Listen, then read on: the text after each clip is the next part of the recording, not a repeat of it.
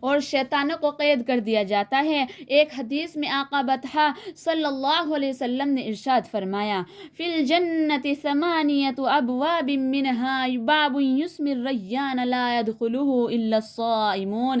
جنت کے 8 دروازے ہیں، ان میں سے ایک دروازے کا نام ریان ہے، اس سے صرف روزے دار ہی داخل ہوں گے۔ میری ماں اور بہنوں، ریان کے معنی خوب سیرابی کے ہیں۔ روزے دار کے لیے سب سے زیادہ تکلیف دہ وہ حالت اور چیز پیاس ہوتی ہے، اس لیے خداوند قدوس نے جنت میں ان کے داخلے کے لیے ان کے اعزاز و اکرام کے طور پر ایک دروازہ خاص کر دیا اور اس کا نام باب الریان رکھا۔ روزے داروں ہی کے لیے یہ دروازہ کھولا جائے گا اور انہی کے داخلے کے بعد اسے بند کر دیا جائے گا۔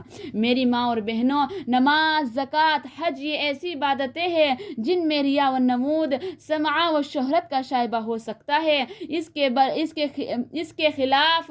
کے برخلاف روزے میں اخلاص ہی اخلاص ہے اور اس میں محض اللہ کی رضا اور خوشنودی مقصود ہوتی ہے۔ اس لیے خداوند عالم نے بیان فرمایا، الصوم لی وانا اجزی بہ، روزہ میرے لیے ہے، اس کا بدلہ میں ہی دوں گا۔ میری ماں اور بہنوں، اللہ تعالیٰ نے روزے دار سے اپنی محبوبیت اور رضا کو ظاہر کرتے ہوئے فرمایا، لخلوف فم الصائم اطیب عند اللہ من ریح المسک، روزے دار کی منہ کی بو اللہ تعالیٰ کو مشک سے بھی زیادہ پسندیدہ ہے۔ اس حدیث کی توجہ و تبیین میں متعدد اقوال منقول ہے، جن میں مشہور 3 ہیں۔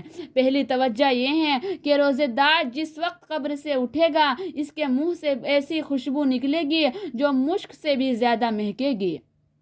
دوسری توجہ یہ ہے کہ آخرت میں اللہ تعالیٰ روزے دار سے کے منہ سے نکلی ہوئی بو کا بدلہ اور جزا خوشبو سے عطا فرمائے گا۔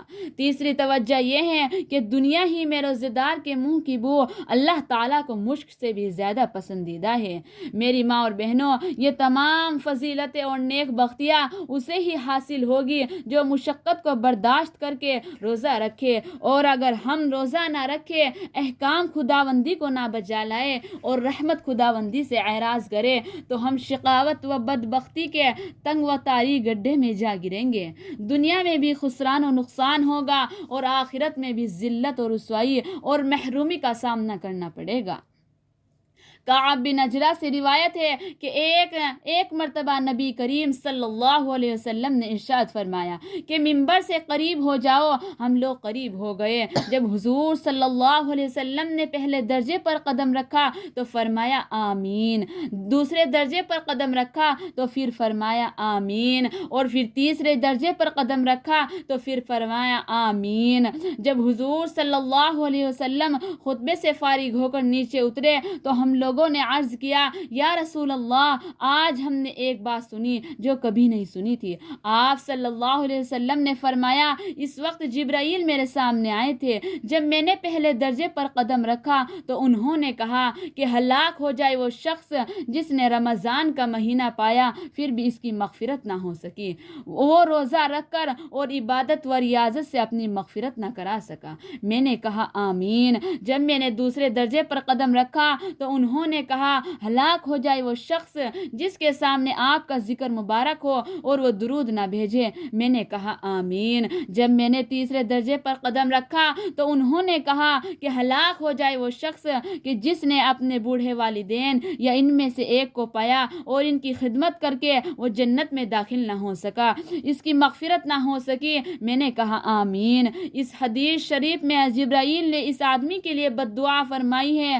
جو رمضان مبارک کا مہینہ پائے اور اس میں روزہ رکھ کر اعمال خیر کر کے اپنی مغفرت نہ کرا سکے اور جنت میں اپنا ٹھکانہ نہ بنا سکے۔ اور پھر حضور صلی اللہ علیہ وسلم نے آمین فرمایا۔ دعا کرنے والا بھی مقرب اور اس پر آمین و اجابت کی مہر ثبت کرنے والے بھی مقرب و مستجاب۔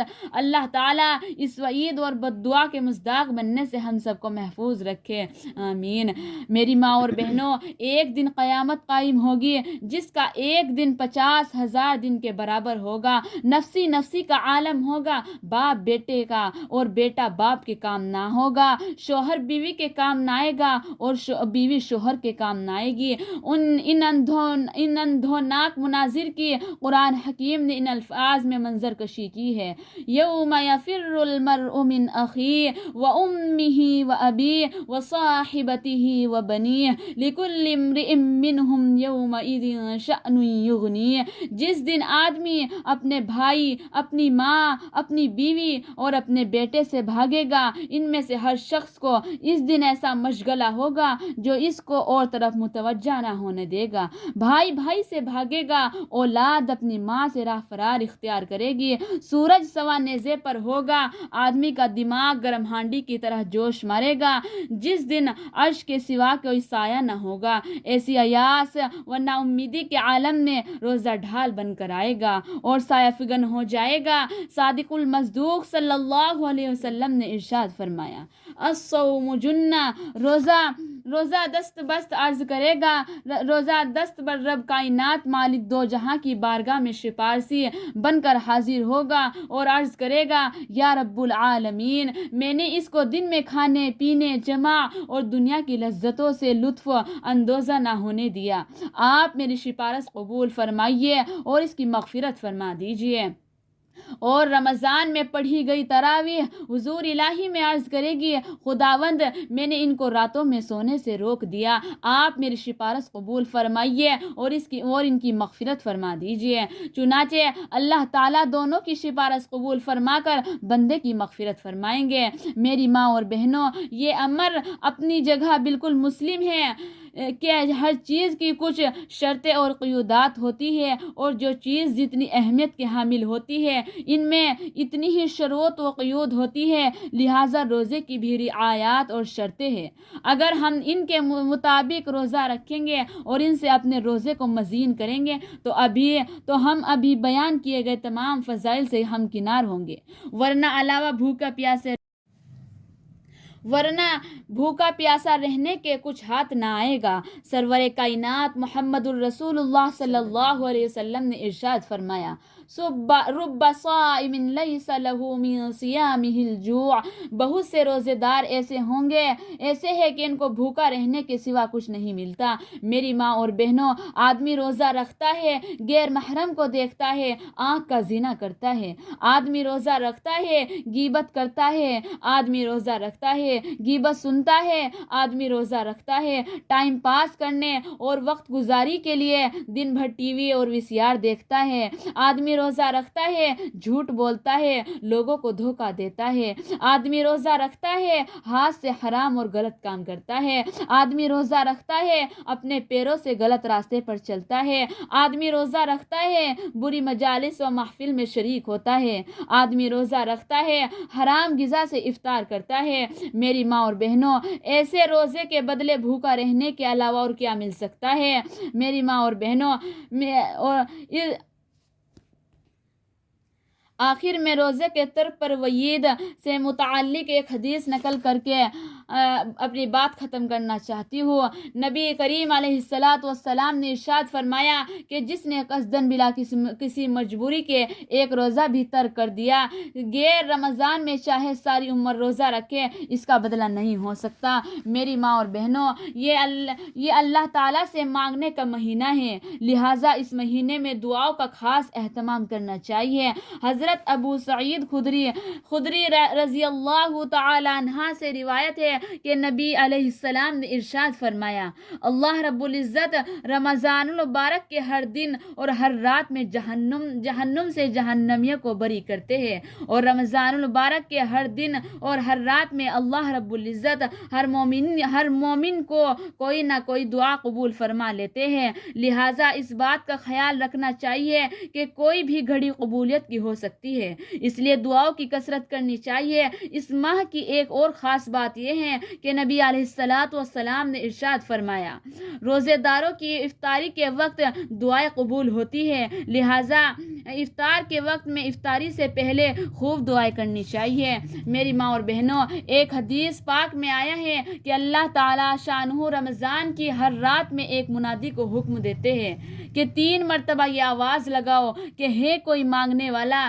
جسے میں عطا کروں، ہے کوئی توبہ کرنے والا کہ میں اس کی توبہ قبول کروں، ہے کوئی مغفرت چاہنے والا میں اس کی مغفرت کروں۔ اب یہ ہم پر مختصر ہے کہ اللہ رب العزت سے کتنا مانگتے ہیں، قبولیت کا اشارہ دے دیا گیا ہے۔ ہمیشہ مانگنے والے کو اپنے دامن کو چھوٹے ہونے کا شکوہ رہا ہے، مگر دینے والے کے خزانے بہت بڑے ہیں۔ ٹوٹے رشتے وہ جوڑ دیتا ہے، ٹوٹے رشتے وہ جوڑ دیتا ہے، بات رب پہ جو چھوڑ دیتا ہے، اس کے لطف و کرم کے کیا کہنے، لاکھ مانگو کروڑ دیتا ہے۔ میری ماں اور بہنوں، یہ تو مانگنے والے پر مختصر ہے، جیسی فریاد کرے گا ویسا ہی انعام ملے گا۔ اللہ کے بندوں، دنیا دار لوگ بھی فقیر کے بھیس کا لحاظ رکھتے ہیں۔ اگر رمضان مبارک میں کوئی بندہ نیکیوں کا بھیس بنا کر اللہ سے مانگے گا تو اللہ تعالیٰ کیوں لحاظ نہیں فرمائیں گے۔ میری ماں اور بہنوں، ہمیں چاہیے کہ رمضان کی قیمتی لمحات کو ضائع نہ کریں۔ اس لیے ہم جب روزہ رکھیں تو ہر سر کے بالوں سے لے کر پاؤں کے ناخنوں تک روزہ دار بن جائے، اپنے ظاہری اعضاء کو بھی گناہوں سے بچائے اور اپنے دل و دماغ کو بھی غلط سوچ سے بچائے، تاکہ ہمیں روزے کی حقیقت نصیب ہو سکے۔ اللہ تعالیٰ سے دعا ہے کہ وہ ہمیں تقویٰ اور پرہیزگاری کی زندگی نصیب فرما دے، آمین۔ اور ہمیں سر کے بالوں سے لے کر پاؤں کے ناخنوں تک گناہوں سے بچنے کی توفیق عطا فرما دے۔ اللہ تعالی ہم سب کو رمضان کے روزے اور تمام احکام کی پابندی اور قدر کرنے کی توفیق عطا فرمائے، آمین۔ وآخر الدعوانا الحمد للہ رب العالمین۔ السلام علیکم ورحمۃ اللہ وبرکاتہ۔